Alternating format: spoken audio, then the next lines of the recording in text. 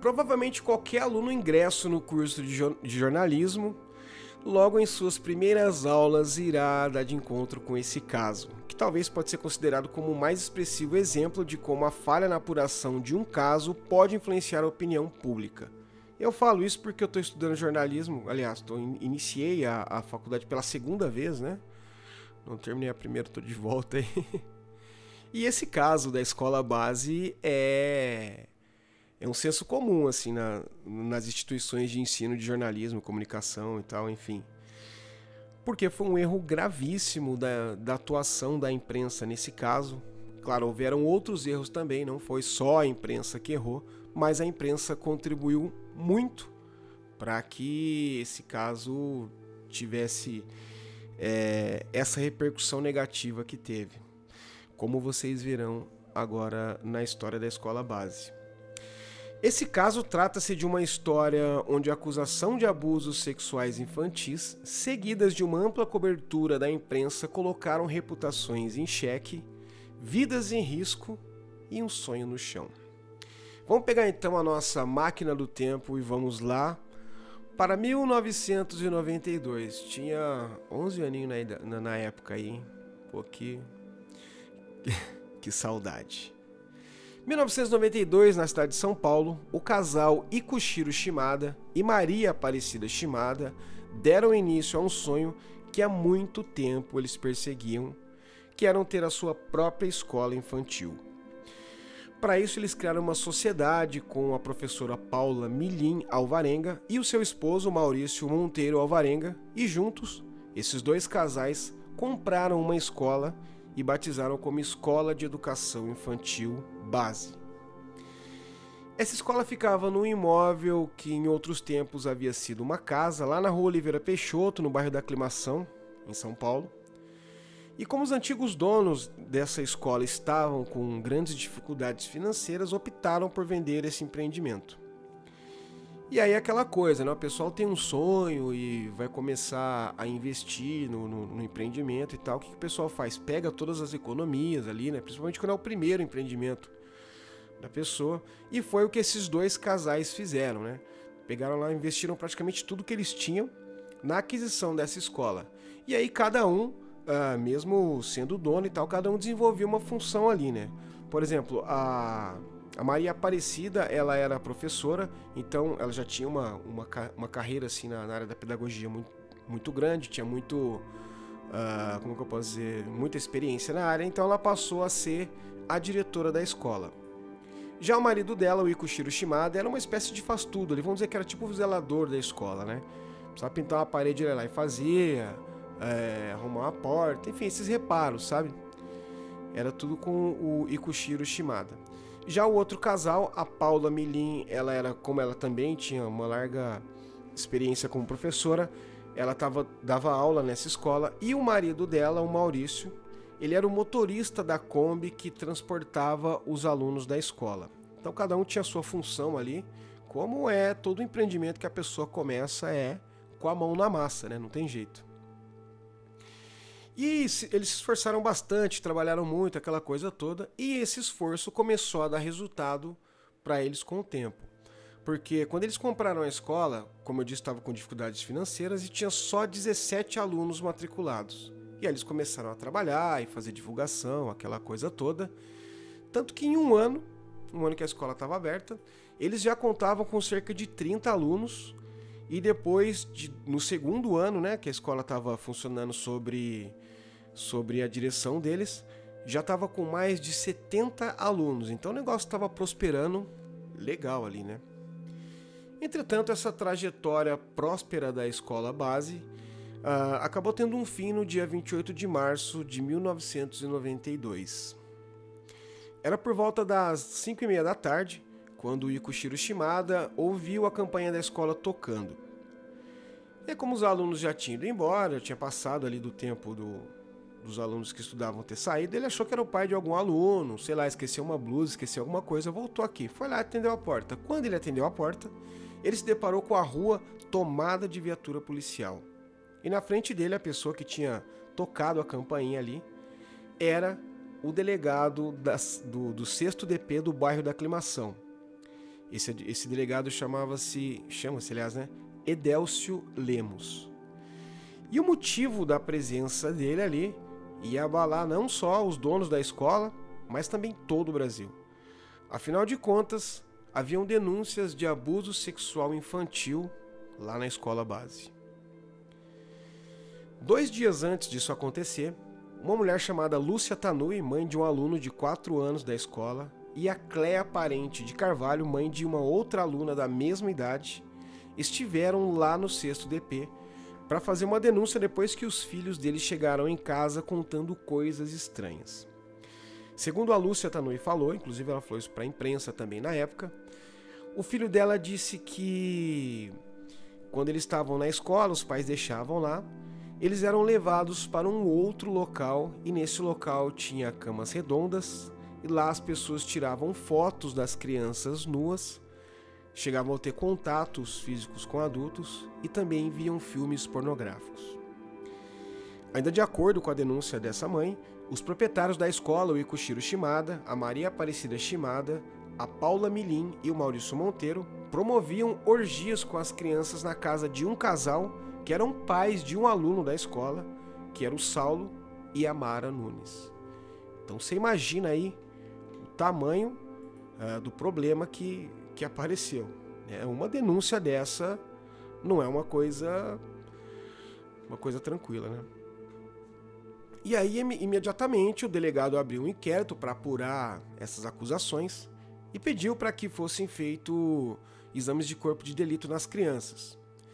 E aí fizeram os exames e um desses exames deu como inconclusivo, mas apresentava lesões que poderiam ser em outras circunstâncias oriundas de atos sexuais. Então prestem bem atenção no resultado desse laudo. Um laudo inconclusivo, que mais dizia que a criança apresentava lesões que poderiam ser, entre outras circunstâncias, oriundas de atos sexuais. E é o que acontece. Bom, os grandes meios de comunicação, vamos dizer assim, os grandes jornalistas têm lá as suas fontes, e geralmente o pessoal que cobre polícia, as fontes estão lá na delegacia. Aí você imagina, chega uma notícia dessa, numa delegacia, né? Chega uma denúncia dessa. Obviamente que os informantes, o pessoal que trabalha para os grandes meios de comunicação e tal, que é informante de grandes repórteres, já começou a entrar em contato com a galera. E essa informação desse caso chegou rapidamente na redação da TV Globo, lá em São Paulo.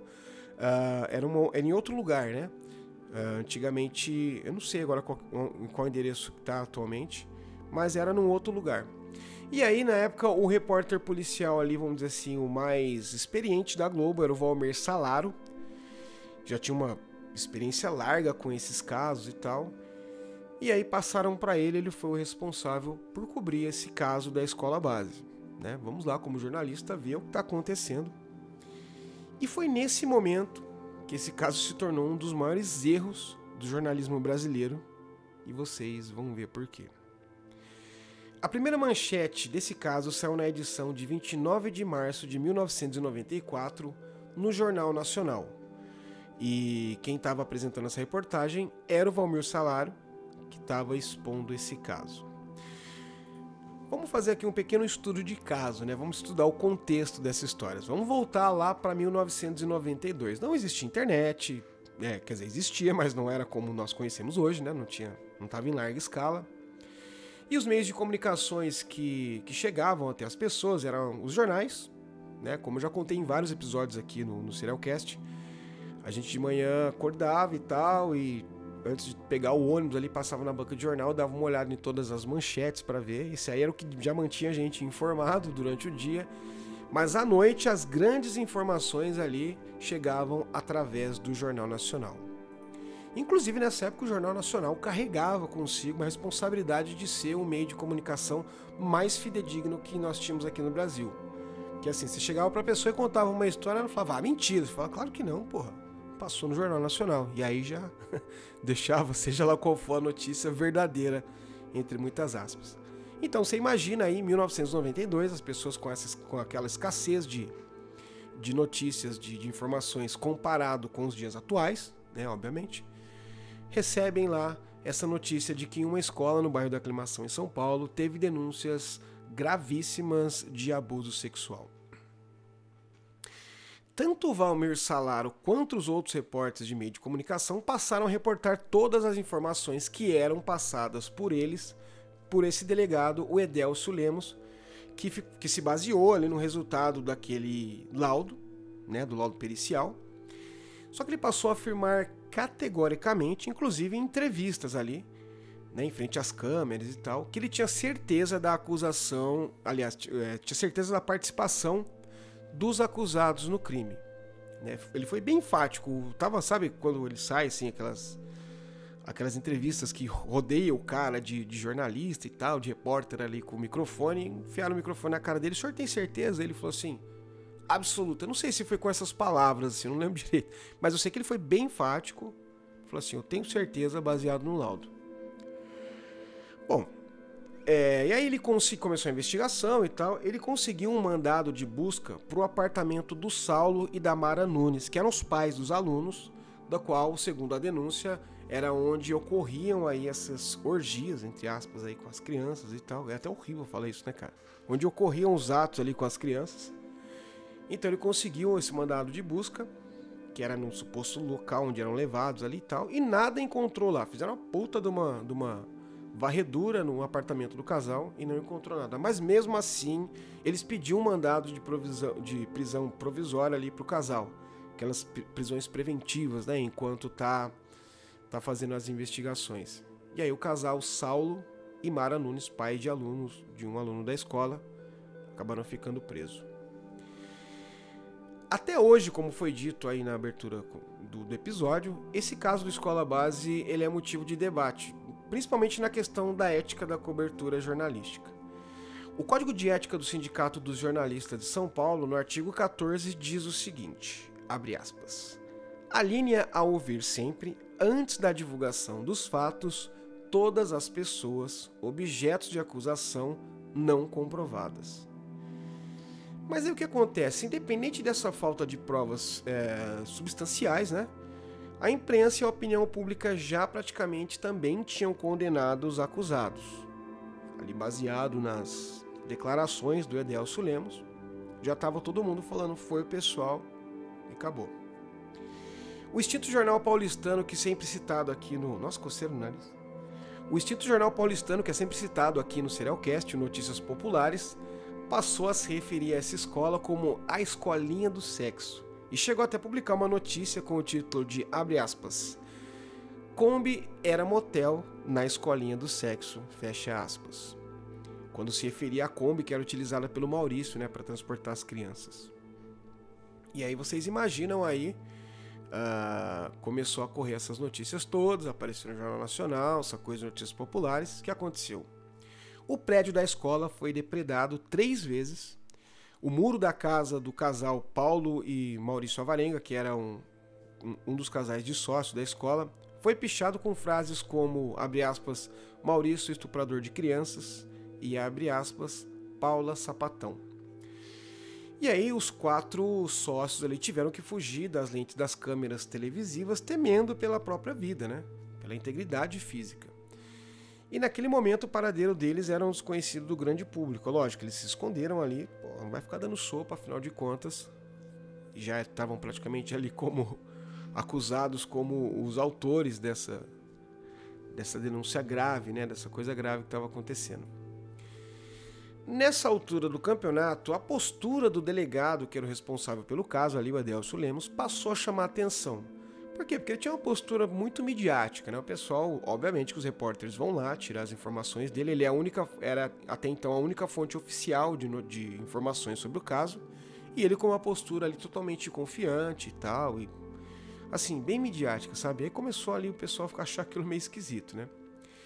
Ele sempre inspirava ali a total certeza que ele tinha nos acusados, mesmo com a fragilidade das provas. Afinal de contas, só havia a denúncia das crianças, né?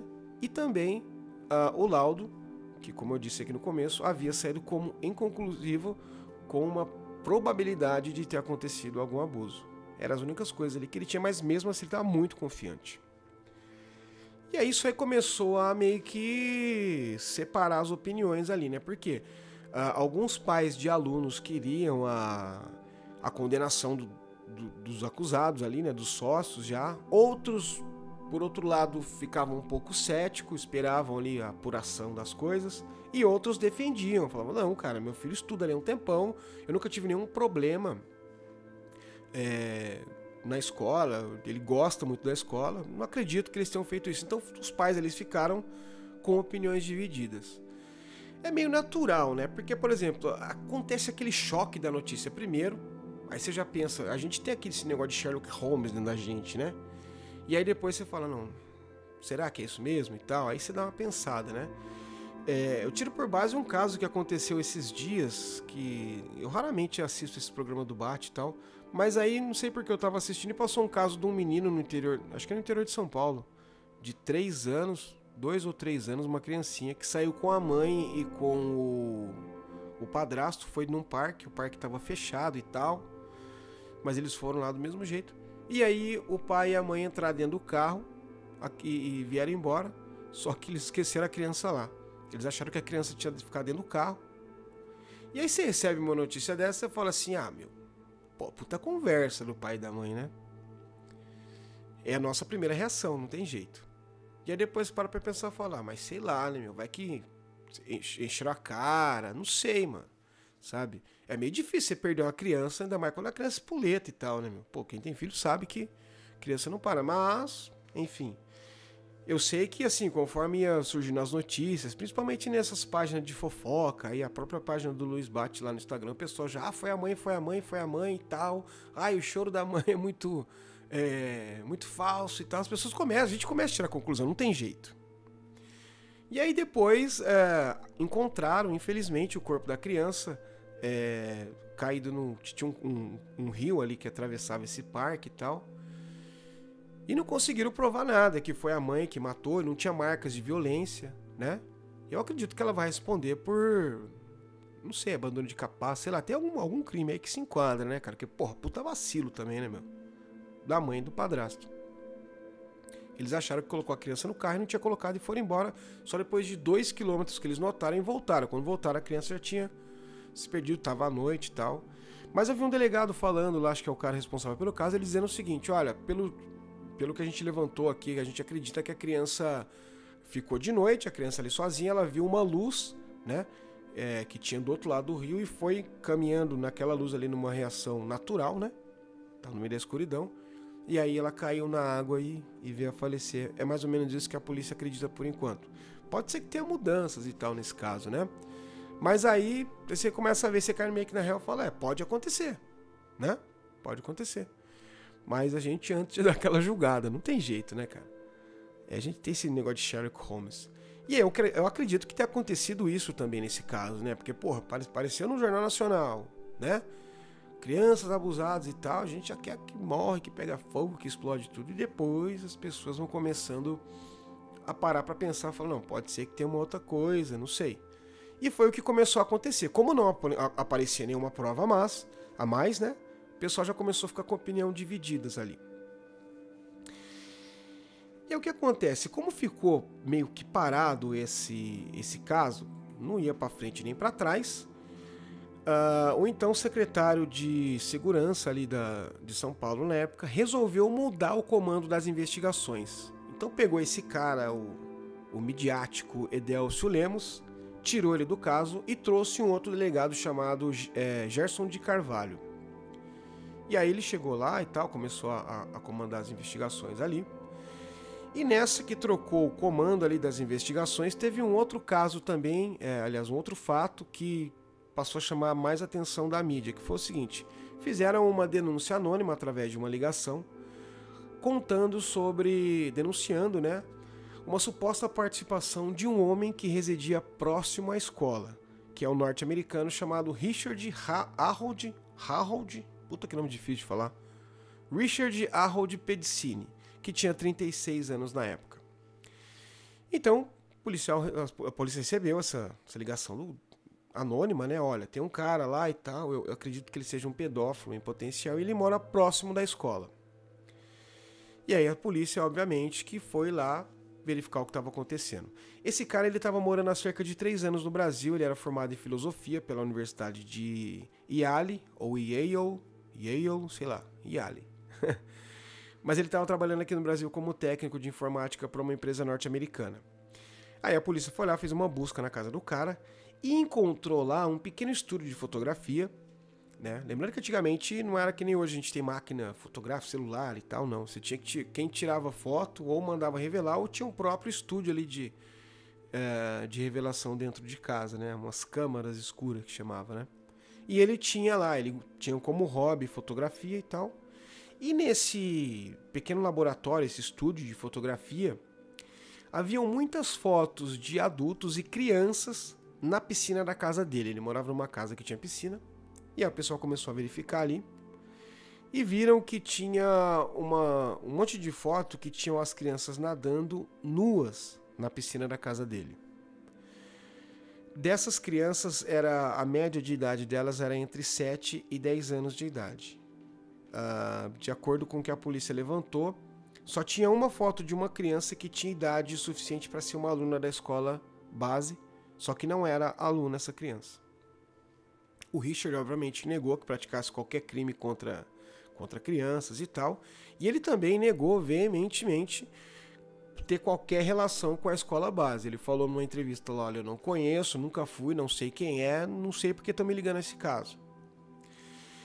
Em uma entrevista que ele deu para a Folha de São Paulo, na época ele alegou que ele deixava os vizinhos usarem a piscina da casa dele, tanto adultos quanto crianças, né? E que ele costumava fotografar as pessoas enquanto elas nadavam com o consentimento delas. E que ele costumava tirar essas fotografias e, inclusive, ele dava cópia da fotografia das crianças para os pais. A repórter indaga ele sobre a questão de ter fotos com crianças nuas. Ele disse que nos Estados Unidos era totalmente comum crianças fazerem aula de natação nuas. Bom, eu não sei a procedência dessa informação dele, entretanto foi isso o que ele alegou. De qualquer maneira, ele passou cerca de 10 dias preso enquanto investigavam ali se ele tinha alguma participação, ou até mesmo se investigavam se ele era um pedófilo ou algo do tipo.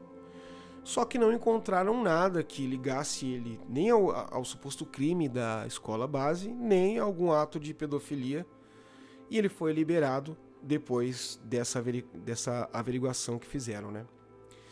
E aí então o delegado Gerson de Carvalho convocou uma coletiva de imprensa para declarar que as supostas vítimas do crime que supostamente ocorreu lá na escola base não foram levadas até a casa dele, porque eles pegaram as crianças, levaram lá e elas não reconheceram a casa. Então ele falou: olha, o Richard não tem nenhuma relação com o caso da escola base. Tem uma coisa que é bem interessante nessa época, que hoje a imprensa não faz mais, que era entrevistar criança. Eles colocavam ali uma tarja só nos olhos da criança e o cara conversava ali e tal, passava o microfone como se fosse um adulto, sabe? Inclusive nesse caso da escola base tem perguntas que foram feitas pro filho da moça, esqueci o nome dela, que é a oriental, né, de origem oriental, perguntando: você, como que aconteceu? A criança respondia, sabe? Uma parada bem... Você vê como que a ética vai mudando, né? As coisas vão dando uma certa avançada aí, né? Bom, daí em 15 de junho de 1994, isso aí quase 3 meses depois da primeira denúncia, a psicóloga da primeira delegacia da defesa da mulher, chama-se Marilyn Tatum, ela concedeu uma entrevista para o jornal Estado de São Paulo. Ela relatou que no laudo, ela foi designada para fazer o laudo pericial das crianças, e ela relatou que nesse laudo as crianças não apresentavam indícios de ter sofrido qualquer forma de abuso ou violência sexual. Segundo o laudo dela, ela chegou à conclusão que o filho da Lúcia Tanouy, que eu tinha esquecido que eu falei que era de origem oriental, é a Lúcia Tanouy. Ela diz que o filho dela aparentava estar sendo induzido a dar determinadas respostas durante as entrevistas. Como eu estava dizendo, que era comum as crianças serem entrevistadas ali, né? E até mesmo quando passou por alguma entrevista ali na delegacia de polícia, né? Já em relação a outra criança que a mãe fez a denúncia também, no relatório que ela redigiu constava que não apresentava também nenhum sinal de ter sofrido qualquer tipo de abuso. Uma alegação de uma das mães das supostas vítimas aí também trouxe alguma desconfiança para o caso, principalmente uma desconfiança pelo laudo que foi emitido pelo ML. Vocês lembram que no laudo diz que ele era inconclusivo, é foda, inconclusivo, mas que poderia haver uma probabilidade de ter algum dano físico ali no órgão da criança, que poderia ser decorrente de violência sexual. E essa mãe disse o seguinte, ela falou, olha, minha filha ela também sofre com constipação intestinal, né? O que poderia ter induzido também o resultado do exame. E aí o que acontece? Nada de aparecer provas que sejam substanciais. Aliás, não apareceu prova nenhuma, a não ser a denúncia e o laudo inconclusivo do IML. E aí o Gerson de Carvalho, o delegado responsável agora pelo caso, de posse desse laudo da Marilyn Tatum, da psicóloga, decidiu encerrar o inquérito do caso, alegando que nada aconteceu e confirmando a inocência dos acusados no caso da escola base. Então o delegado chegou e falou, olha, não houve crime. Embora o fechamento do inquérito tenha inocentado os acusados, ele não teve força o suficiente para reparar os danos materiais, financeiros, emocionais e sociais que impactaram na vida dos acusados aí para sempre, né? Para vocês terem uma ideia, a Paula Alvarenga e o Maurício Alvarenga acabaram se separando logo após esse fato, não suportaram a pressão, toda aquela paranoia. Acabaram se separando e o Maurício voltou a morar com os pais dele no interior de São Paulo e a Paula nunca mais voltou a lecionar. A Maria Aparecida Shimada morreu de câncer em 2007 e o marido dela, o Ikushiro Shimada, morreu em 2014 vítima de um infarto. Já o casal Saulo e Mara Nunes e o norte-americano o Richard Pedicini acabaram se afundando em dívidas na tentativa de provar a própria inocência. 28 anos depois do caso, a Globo lançou um documentário chamado Escola Base, um repórter enfrenta o passado. Eu decidi fazer esse episódio sobre esse caso. Eu já conheci esse caso há bastante tempo, mas eu decidi fazer agora logo após eu assistir esse documentário, porque eu achei que foi uma coisa fantástica. Por quê? Porque esse documentário, o Valmir Salaro, que foi tido como um dos principais culpados pelo pré-julgamento da imprensa que houve na época, ele passa a reviver o caso. O Valmir Salaro ele já deu várias entrevistas para aluno de jornalismo, né? Como eu disse, todo aluno de jornalismo quando entra na faculdade ele tem contato com esse caso. E obviamente que muitos optam até por fazer o TCC ou por fazer algum trabalho, então algum documentário baseado nessa história e vão entrevistar ele. Ele dá entrevista de boa, ele fala sobre o caso e tal, só que ele nunca havia falado abertamente, ele nunca havia esmiuçado o caso novamente, ele não voltava nesse caso. E assim, eu vou ser um pouco advogado do diabo agora, sem defender nenhum dos lados. Mas assim, o Valmir Salaro era um cara experiente e recebeu esse furo de notícia, vamos assim dizer, né? Furo no jargão jornalístico lá é quando é tipo uma coisa assim bem escandalosa, uma notícia grandiosa e tal, e o cara tem esse primeiro acesso, eles falam como é um furo jornalístico. Ele chegou até lá, o delegado cheio de confiança, alegando o que havia acontecido, ele pegou e noticiou. O grande pecado que a mídia teve foi em não ouvir os acusados, né? O que hoje é meio praxe, né? Inclusive a gente vê que surgem vários memes até, né? Principalmente nos canais do Nordeste e do Norte do país, acho que é muito engraçado, né? Os caras são presos lá, o cara vai entrevistar, e tem um monte de meme que viram isso aí, né? De qualquer forma, é engraçado e tal, assim, de qualquer maneira eles estão ouvindo ali o acusado, né? Às vezes ele nem pergunta sobre o caso, o cara vê que o cara é meio engraçado, vê que vai render lá e começa a fazer umas palhaçadinhas e tal, mas de qualquer maneira tá indo lá ouvir o acusado. E no caso do Escola Base isso não aconteceu, né? Não aconteceu. O Valmir Salaro acabou levando aí esse peso em todas as costas por conta do tamanho da Globo, por conta da própria carreira dele, né, que já era bem famoso na época e tal.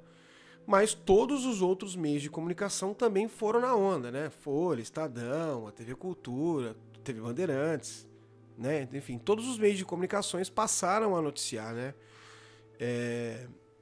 E aí, quando o pessoal viu que a parada não tinha rolado, né, que não tinha nada a ver, que foram inocentados, ficou meio esquisito aí para esses meios de comunicações.